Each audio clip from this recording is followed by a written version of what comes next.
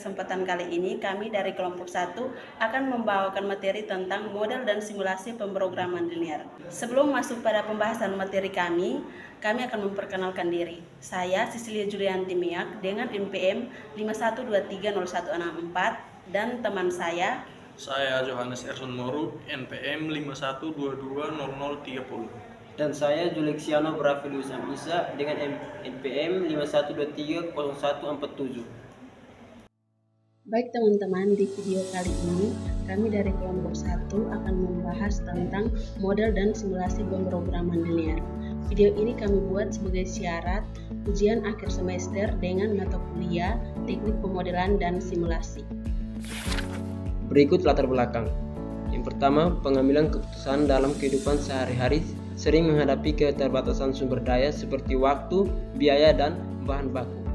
Yang berikut, diperlukan metode yang tegar agar keputusan yang diambil menghasilkan solusi terbaik.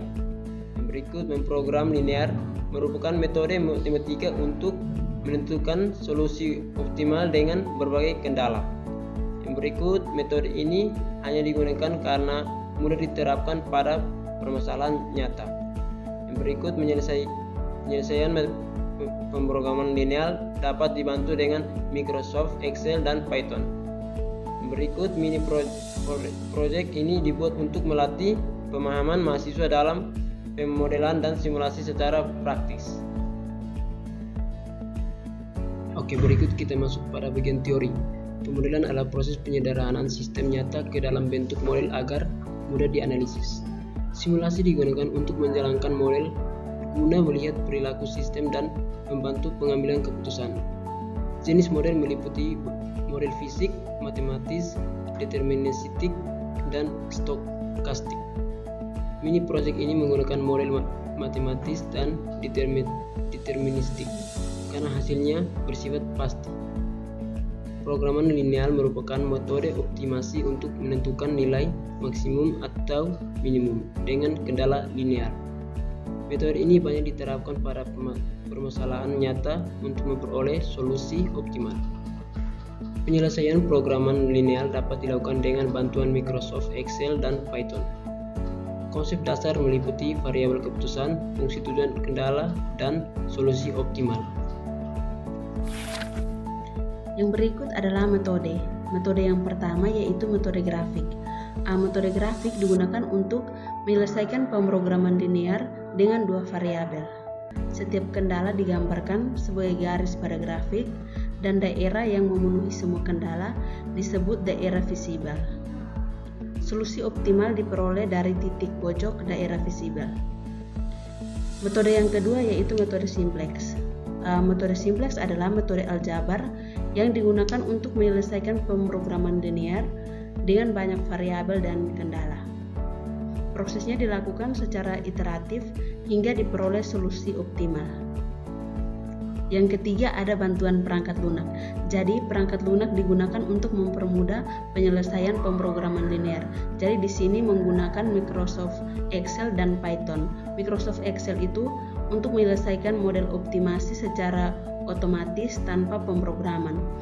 Sementara Python itu untuk menyelesaikan model secara terprogram dan terstruktur menggunakan pustaka optimasi. Di sini studi kasus kami adalah optimalisasi penggunaan komputer di laboratorium kampus dengan variabel dan fungsi kendala masing-masing minimal 5. Yang pertama, X1 sama dengan jam penggunaan komputer untuk praktikum mata kuliah.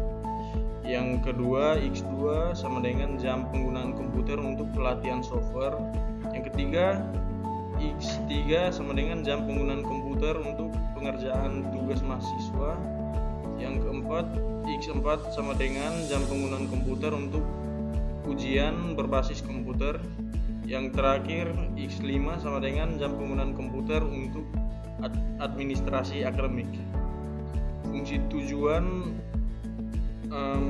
memaksimalkan total manfaat penggunaan laboratorium komputer dengan memaksimalkan Z sama dengan AX1 tambah BX2 tambah CX3 tambah DX4 tambah EX5 dengan ABCDE menyatakan tingkat manfaat masing-masing kegiatan.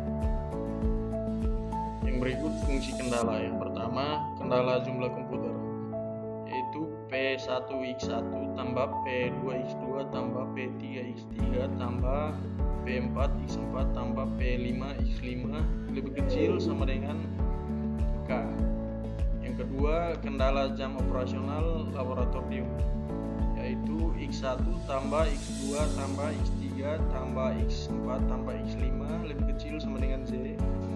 Yang ketiga, kendala biaya listrik, yaitu L1X1 tambah L2X2 tambah L3X3 tambah L4X4 tambah L5X5 lebih kecil sama dengan B.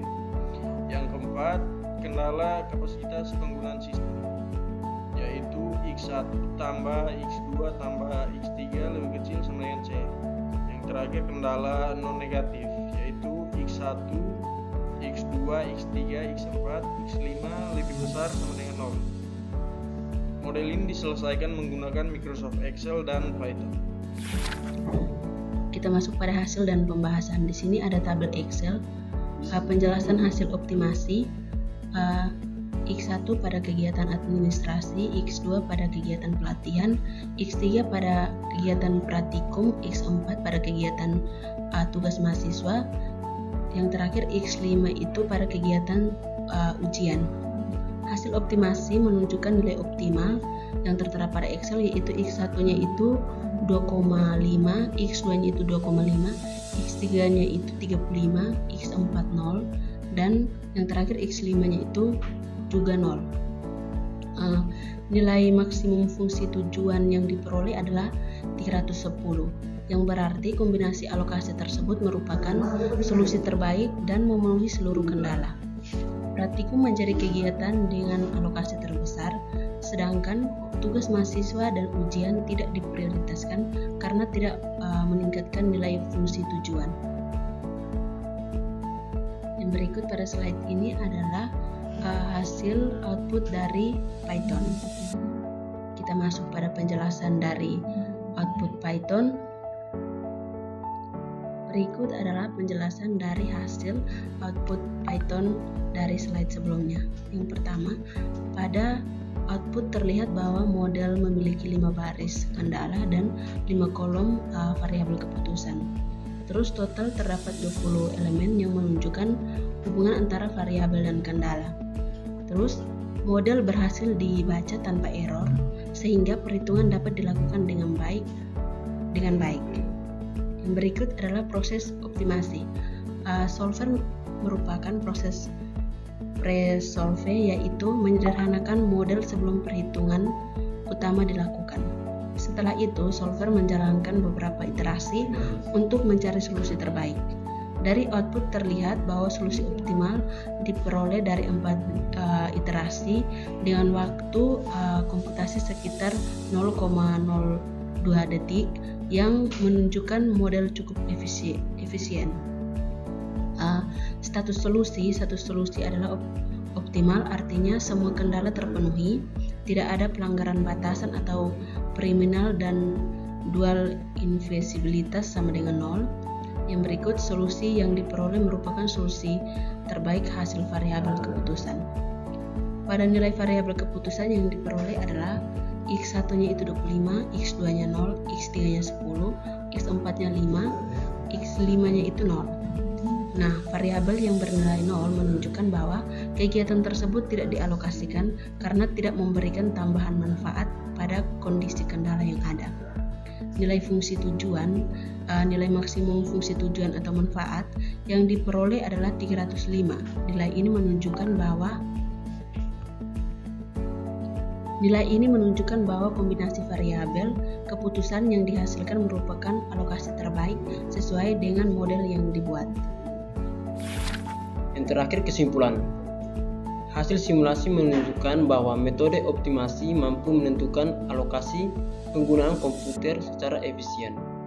Kegiatan praktikum membutuhkan alokasi komputer terbesar, sementara kegiatan lainnya memiliki kebutuhan yang lebih rendah dan relatif seimbang.